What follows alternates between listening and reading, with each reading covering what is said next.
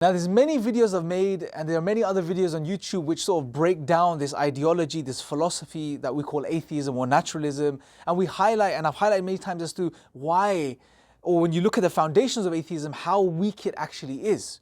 Now the question arises, well, okay, if it is so weak, then why is it still, why are people still following it? Why are some people, if you like, still adopting it and going with this way of life? Well, I believe one of the reasons is because atheism is not in a vacuum.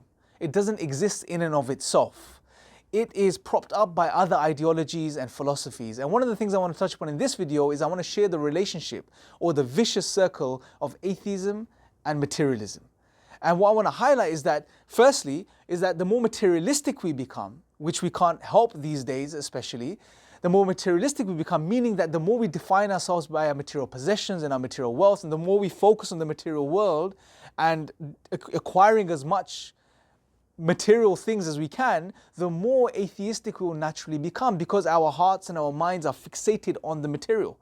And the opposite is true too. The more atheistic or naturalistic we become, the more materialistic we will become, because what does atheism say? Well, there is no God. Don't focus on the metaphysical. Forget about the hereafter. Forget about God. It's all physical. It's all material. And the more we think like this and shape our minds like this, the more we're going to fixate and focus on the material things around us. Hence, we will be inclined towards materialism, right? And on top of this, as human beings, we are spiritual beings. We were created to worship God. We can't escape this. This is why we see many atheists adopting some new type of, pseudo-spiritual ways, if you like, and they're promoting these things too. Because we can't escape this reality that we are spiritual as human beings. So when you cut the human being off from God and these metaphysical truths, then that human being is empty. He's hungry, if you like, spiritually. We're looking to replace that hole within us with something. And the easiest thing to fill it with is, well, the material world that's in front of us, right? So this is a vicious circle between these two, if you like, ideologies or views. Now, on top of this, if you really think about it, those capitalists, if you like, that sit at the top of the food chain, those that are pulling the strings, they seem to understand human psychology quite well. Because for them to prosper, they need to create a demand for consumption. They have to create consumers. And the easiest way to do this is you need human beings. Well, obviously you need human beings, but you need human beings which are fixated and focused on the material world, right? And one of the things you need to do is you need to cut the human being off his true identity, of him recognizing who he or she really is, right? Is you need to cut the human being of who they are, what their purpose is, who their creator is, remove these ideas of God and the metaphysical and the hereafter, and then you have a human being which is empty, like I've said already, and they're looking to be fulfilled with something or by something. And now you have a human being which is ready. It's almost like a robot now that you can utilize for your own benefit. And what do? There's a hole, there's a human being, he has a need. Let's create a need. You need that new laptop. You need that new car. You need that new house. You need that new TV. You need you need to go on that holiday, right? You need that new fridge freezer.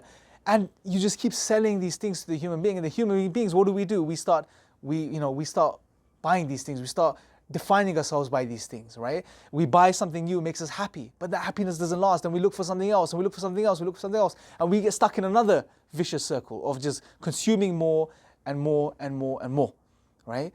So this is a big problem, and we need to really understand this. Now, there's one profound story that I want to share with you just before I conclude, which is found in the 18th chapter of the Quran, which is of two gardeners. Now, to cut it short, one of the gardeners, he is blessed with immense wealth. He has two amazing gardens, the most luxurious gardens you could think of: date palms, grapes, streams flowing through them, etc. And one day he walks into his garden, as the Quran reads, and he walks into his garden, he looks around, and he is completely deluded by his material possessions. So much so that he starts to entertain ideas such as, oh, well, I don't think this is going to go anywhere. I don't think anything's going to ever take this away from me. I don't think the day of judgment's ever going to come. He is completely and utterly deluded. And this is the place many of us find ourselves in today. We are so consumed by our material possessions and wealth that we just can't see past that. Day of judgment, it's never going to happen. Death, I'm never going to die. God? What do you mean God? I'm not interested in the idea of God. We're so fixated in the material. We're so consumed by this. And then, you know what it takes this man to wake up? What it takes is that everything is taken away from him. Everything is removed. We read in the Quran that everything, all of his gardens are completely destroyed overnight. And only then he realizes reality. He wakes up to reality. He smells the coffee. And then he is in regret and he feels bad. And he realizes and he says, only if I hadn't associated partners with my Creator. Now what's interesting is what partners, what idols was he worshipping? He wasn't worshipping any idols. But his idol was, the partners he associated God were, the thing was his material possessions, his gardens, his material belongings were the thing that entered his heart and become his own God. He put that over the truth, and that completely deluded him. And we find ourselves today, many of us find ourselves today in a very similar position. Now we need to snap out of this before we're shaken out of this, maybe by such a calamity, and in worst cases that we're never shaken out of this, or we're never awakened, and we remain in this sleep until death comes, and then it's too late. Right? So we need to really take a snapshot of the bigger picture, because unfortunately sometimes, we just look at the world that we live in, just immediate things, and we think, okay, people are atheists, people are naturalists, I'm going to be an atheist, I'm going to be a naturalist, this is cool, this is good. Oh, people are buying things, I'm going to buy things. People want to, are defining themselves by the material possessions, I'm going to do the same. Right? But we don't stop and think about what's actually going on and look at the bigger picture, but we should. It's high time that we do this, right?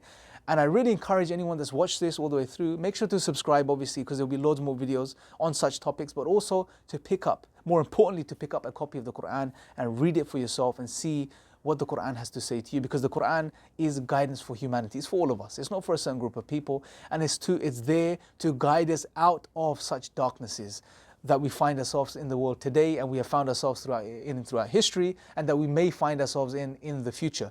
So do yourselves the favor, do your souls the favor, pick up the Quran and read it for yourself, because it's from none other than the one that created you and created me. I thank you guys for watching. Let me know your thoughts below in the comments. Share your ideas too, and I'll speak to you guys next time. Take care.